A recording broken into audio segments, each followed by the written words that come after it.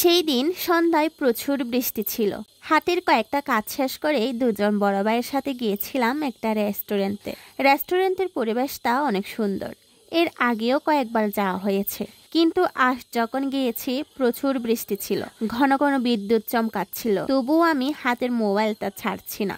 বিজলি আকাশে বিদ্যুৎ চমকানো আচমকা একটা আনন্দ অনুভূতি হয়, কিন্তু আরেকদিকে ভয়ের আশঙ্কাও থাকে। তাই বেশি সাহস নিয়ে বাইরে থেকে ভিডিও না করাই ভালো। আমি রেস্তোরাঁর ভিতরে থাকায় হয়তো সেই সাহসটা দেখালাম। এই রেস্টুরেন্টটা কিন্তু ছাত্রছাত্রীদের জন্য একদম উপযুক্ত একটা রেস্টুরেন্ট, কারণ এই রেস্টুরেন্টের সবগুলো আইটেমের দাম একদম রিজনেবল প্রাইসের, আর দামের সাথে খাবারের কোয়ালিটি একদম পারফেক্ট। যাক, এবার আজকে আমরা কি কি খেলাম তার রিভিউ একটু দিই, যদিও আমি কোনো ফুড ব্লগার না। প্রথমে আমাদেরকে সার্ভ করে ফুচকা। আমার কাছে ফুচকাটা অনেক ভালো লেগেছে, একদম ঘরোয়ার মতো বানানো হয়েছে। আর জানেনই তো মেয়েরা কোথায় আটকায়। শুধু মেয়েদের ফুচকা পছন্দ তা কিন্তু নয়, ছেলেদেরও কিন্তু অনেকের পছন্দ। যেমন এই দাদাদেরকে দেখেন, অনেক আনন্দ অনেক মজা নিয়ে কিন্তু ফুচকা খেয়েছেন ওনারা দুইজনে। আর এই ফুচকাগুলো পার্সোনালি আমার অনেক মজা লেগেছে। এরপর আমাদেরকে সার্ভ করে ফ্রেঞ্চ ফ্রাই, যেটাকে বাড়িতে বলা হয় আলু ভাজি।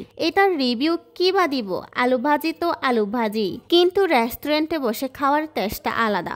আর এই যে আমরা তিনজনে বসে বসে আলু ভাজি খাচ্ছি। আর এইটা হলো মটর। মটরটা খেতেও বেশ মজা লেগেছে আমার। তারা মটরের উপরে কাঁচা পেঁয়াজ দেওয়াতে এই টেস্টটা অন্যরকম হয়েছে, যা খেতে অনেক ভালো লেগেছে। সবার শেষে এটা হলো চিকেন পপকর্ন। এই পপকর্নটা আজকের খাওয়ার পূর্ণতা এনে দিয়েছে। টেস্টটা জাস্ট অসাধারণ, একদম পারফেক্ট ভাবে সব মশলা অ্যাড করা হয়েছে, আর পারফেক্ট ভাবে পপকর্নগুলো ফ্রাই করা হয়েছে।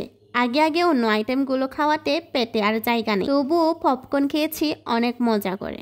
এই রেস্টুরেন্টের খাবারগুলো অনেক মজা হওয়াতে এখানে অনেক ভিড় থাকে। আর এই যে আমাদের খাওয়া শেষ, এখন হচ্ছে বাড়িতে যাওয়ার পালা। তো আজকের ভিডিওটা এ পর্যন্ত। সবাই সুস্থ থাকুন, ভালো থাকুন। দেখা হবে পরের কোনো ভিডিওতে। Tata, bye bye.